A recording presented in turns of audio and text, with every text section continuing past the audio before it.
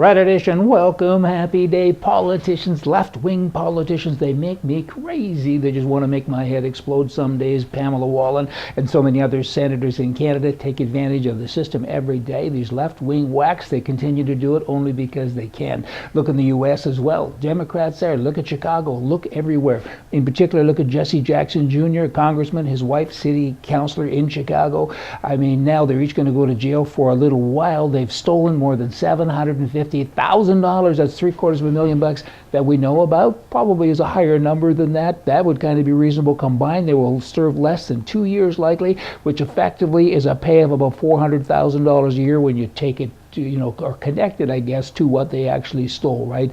In addition, of course, they receive about $300,000 a year in salary combined, and that's a lot of dough, and they're just there thinking that the peons out there, the masses of the great unwashed, they're there to serve me. That's the political thinking with regards to left-wing thinking, which ain't connected because that's what it's about. It's like old King Henry days, I'm the Lord and everybody else is just down there. And do what I say, and you're too stupid to look after yourself, by the way, so I'll look after you as well. I'm on a bit of a rant, but left-wingism has always amazed me. Half of the country in North America, Canada, and in the U.S., half of them are liberal.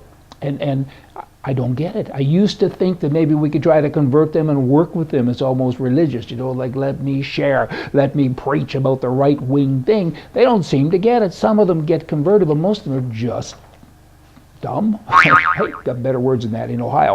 Here's a man that's everything's gone to pot for him. He ordered a gun safe because he has guns and he wants to put the guns in the safe. The safe came, he opened it up, but guess what? There's 300 pounds of pot inside. That's kind of cool.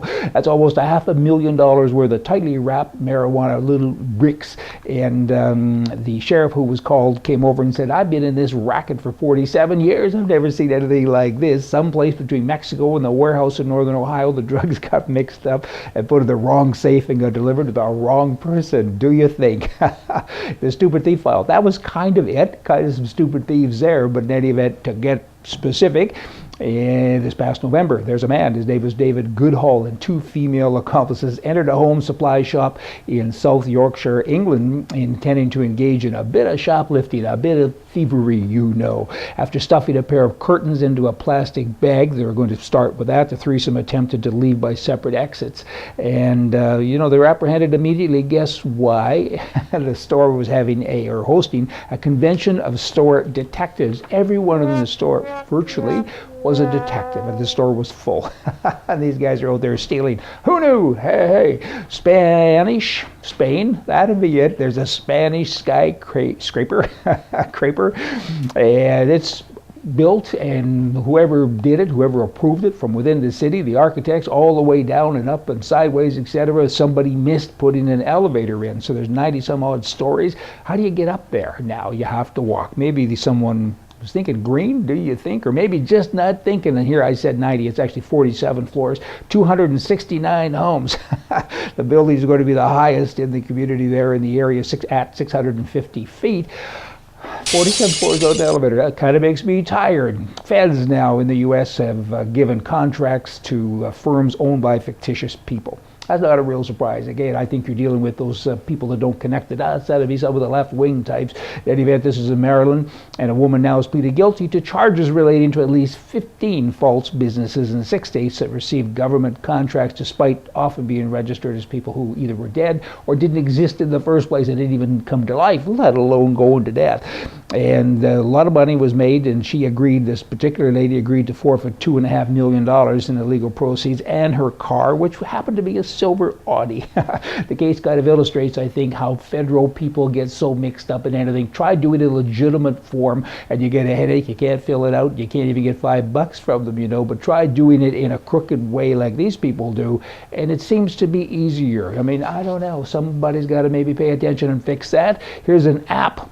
Interesting news here. This doesn't have much to do with politics particularly, but it's a new app that connects thrifty eaters with unwanted leftovers.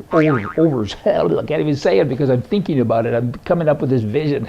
You can't finish that massive burger. You picture yourself. You're at Wendy's, you're eating a big burger, and you can't finish it, so you go onto your app and you say, I have a half-eaten dinner here. Would anybody like it? And somebody races over and says, I do.